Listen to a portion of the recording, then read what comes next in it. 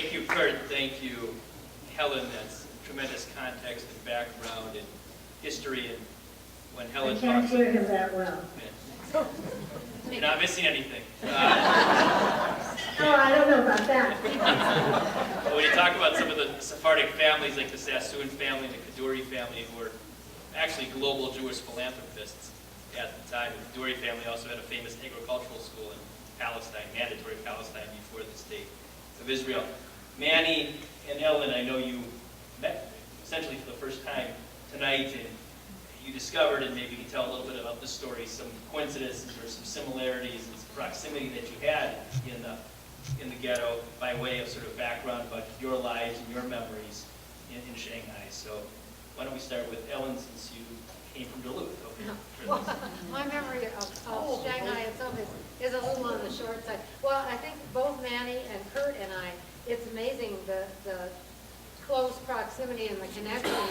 I think Kurt and Kurt's family and my family lived 2 doors apart in Shanghai, and I think Manny and I think we came to the States on the same boat. But after the war, people could get out fairly quickly, except if you were not a German citizen or an Italian citizen or a French citizen, but were born in Shanghai as I was, that was a whole different quota. That was a stateless.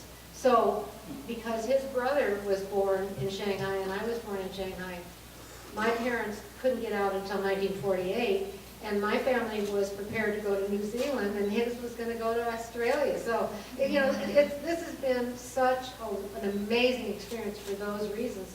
But because I was 3, I don't have any real memories of Shanghai.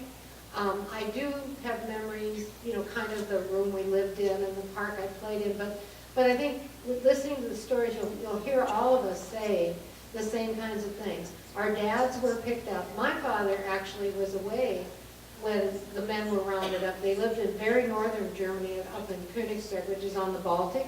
They were away. My father was on a trip, came home and said, "Where is everybody?" And his mother, my parents weren't married yet, his mother said, "Well, they took the men into protective custody." And my father turned himself in. That was my dad. He was just this law-abiding human being. But it was the women who were able to find a way and a piece of paper that could get their men out. And that's what happened in my case too. My mother was able to get passage. They got married.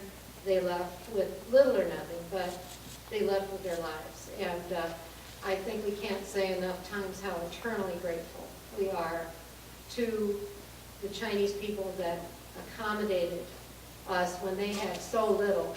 And even though my parents could leave with almost no money, very few possessions, my mother was able to hire help to help her clean the house. I always had a nursemaid. So whatever we had, the Chinese people had so much less, but added so much to our lives, and they did save our lives.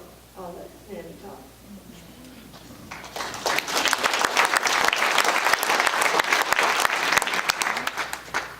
My father was a famous boxer in Germany. He was the bantamweight champion in the early 30s of a Jewish group of boxers that were all over Germany. And that menorah that's out there in that box was one that he won in 1934. And because he was well known, he could get away with a lot of things. And he was smuggling Jews into Switzerland. Because after 1933, when Hitler came to power, there were some people that understood that the Jews were really in trouble. And there were a lot of Germans that were proud of their German heritage and had fought in World War I. And they felt they had given a lot to the German culture and that they belonged there, and Hitler was some kind of clown, he would go away, which wasn't the case, of course. And so a lot of Jews stayed in Germany thinking this would all turn around and didn't leave. And my dad kind of saw the writing on the wall, and he had somebody in the Gestapo that told him to leave Germany like now. So they left in 1937 and went to Italy because I had an aunt that lived there. So they had someplace to go in Milan, and that's where I was born. And we lived there about a year, and then the Germans got together with Mussolini, so the Gestapo came to Italy looking for Jews, people to arrest, and so they ran from there to China, and it was an 8,000-mile journey, just like was said. And we landed in Shanghai and Hongqiu also, and Hongqiu was where the docks were, so it was an easy place to come to. We got off the ship with no paperwork, no money, no job, no place to live, under horrible conditions. Shanghai literally on a heat index was like 140 degrees, very squalid, dirty, very poor, and yet there was an extreme wealth in the English and French community, which the Japanese who occupied Shanghai left alone. And nobody wanted to bother with passport control. So that's why Hongqiu was left alone. And the Jews moved in, and the Kadoorie family, the Sassoons, and some of the Russian immigrants that had lived there from the late 1800s and had come there after the Russian Revolution, were very wealthy business people. And they took warehouses and put us up in these warehouses with just rows of bunks. And they would have like 18 families in a room maybe the quarter of this size, with blankets for walls, and that was our total existence. And they had a soup kitchen in the building. And that's how we lived. And later on, when the Americans came and bombed Hongqiu, the Japanese had built a munitions factory right inside Hongqiu with the idea that nobody would bother them there. And the Americans bombed it anyway, and a couple hundred Jews got hurt, and like 31 got killed. And the streets were just on fire with explosions and smoke. And I remember my dad picking us up from school and walking us home. And the rickshaws were basically the ambulances, and there were a lot of mangled bodies being transported in ambulances, and there were dead people in the street, and trucks came and took them away, and it was a horrible time. And the day after that bombing, the Japanese left, because they knew they were done.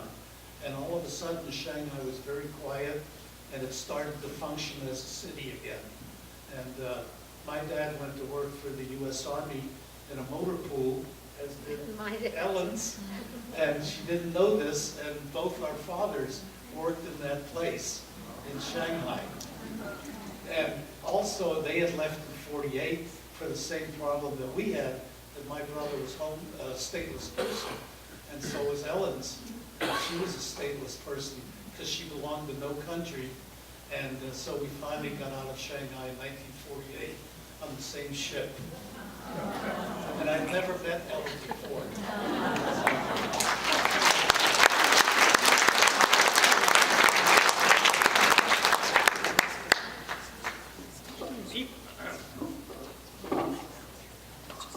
Would people be interested in asking some questions of our panelists? Right now we continue with discussion, or if people want to ask questions, why don't we have a question or two?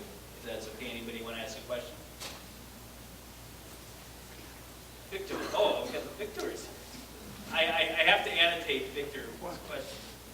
Okay, I have a question for the lady who spoke, I'm sorry, I don't remember the name, after Mr. Hort.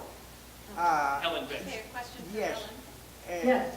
She said that before to go to Shanghai, she stopped at Hong Kong. Why did they live there? Why did they stay in Hong Kong? So, did you hear the question, Helen? Why didn't we stay in Hong Kong? You were Yes. not allowed to. Hong Kong was ruled under the British, and they didn't allow you to disembark. Shanghai was an open city, and the only one that I've known as an open, quote unquote open city, that you could go without any documentation. I think all you needed was a few dollars for a landing fee. And the landing fee generally was provided by the Jewish agency if you didn't have that. But Hong Kong was a totally different story. But I'd like to talk about a little bit about the Shanghai Jewish School that I went to, and about a lot of other things in Shanghai, the good and the bad. I don't know if there's enough time. I think that's a good subject, Helen, but if I could say one thing quickly, and Victor, pardon me if I say something about you, but people should know that Victor Vital, who just asked the question of Helen Biggs, is himself a Holocaust survivor from Greece. And I think, Victor, you should stand up for a moment so people know.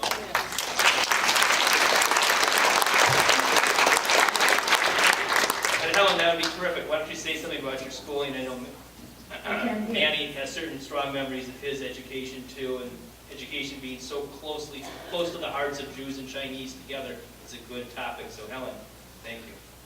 I couldn't hear anything. Okay. Again, you missed out. The question was just, you're welcome to talk about your education. Thank you. Yes. I was enrolled in the Shanghai Jewish School, which was in the international settlement.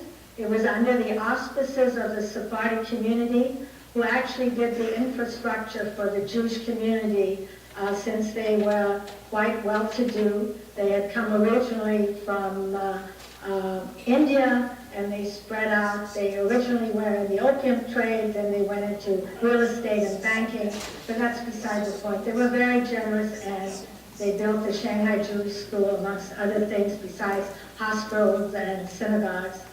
And it was essentially a day school, but we were taught under the British school system, and it was a rigorous curriculum. We had no choices in whatever we wanted to study. It was like 10 or 12 subjects, like Hebrew, Bible, composition, literature, geometry, math, physics, biology, and French. And you have to pass, at least in your tests, over 50 percentile, or you wouldn't be promoted to the next class. So it was a very rigorous study, and people were kept back if they couldn't pass to the next class. And eventually, those students, if they got too old, would go into a trade school. But we celebrated all the Jewish holidays. We had after-school activities. We had May Day festivities.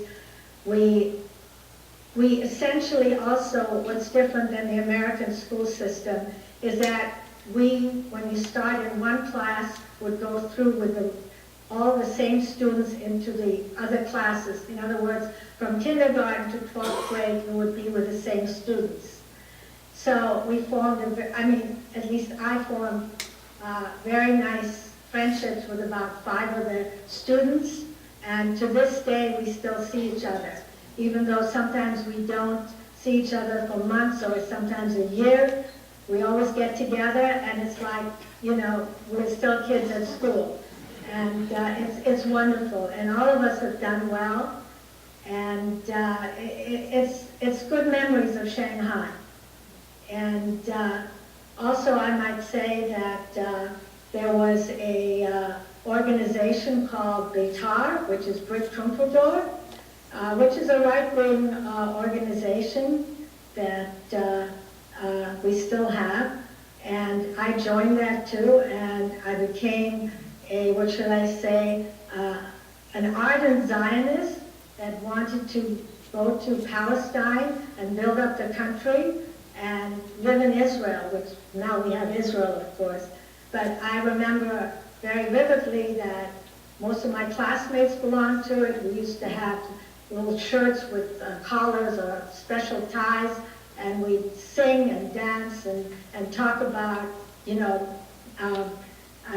immigrating to what would be our homeland, because being in Shanghai, we really were refugees, stateless refugees with no roots. And even after the war, I'm diverging right now, even after the war, we could not get permits or visas to travel elsewhere because the communists were right around the outskirts of Shanghai, and we knew we had, all the foreigners knew they had to leave.